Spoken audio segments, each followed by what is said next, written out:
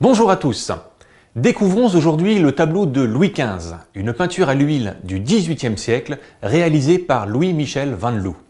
Il s'agit en fait d'une des répliques du portrait de Louis XV, l'original de 1763 se trouvant à Versailles, et dont on peut également trouver deux autres répliques très proches, l'une conservée au musée du Louvre et l'autre au musée Lorrain de Nancy.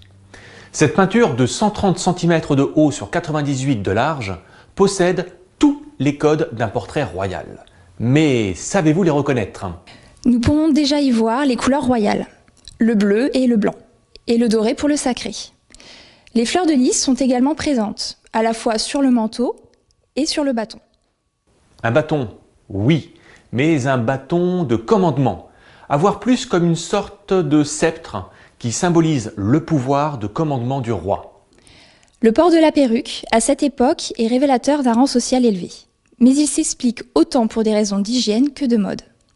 Et puisque l'on parle de mode, apprenez qu'en France, Louis XIII participa largement à faire de la perruque masculine un élément essentiel de la mode pour cacher sa propre calvitie.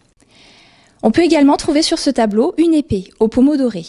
Il s'agit d'une épée d'apparat symbolisant le pouvoir militaire du monarque. Pouvoir appuyé par la présence de médailles et d'insignes. Cette médaille d'ailleurs au niveau du cœur est l'ordre du Saint-Esprit, l'ordre le plus prestigieux de la monarchie française.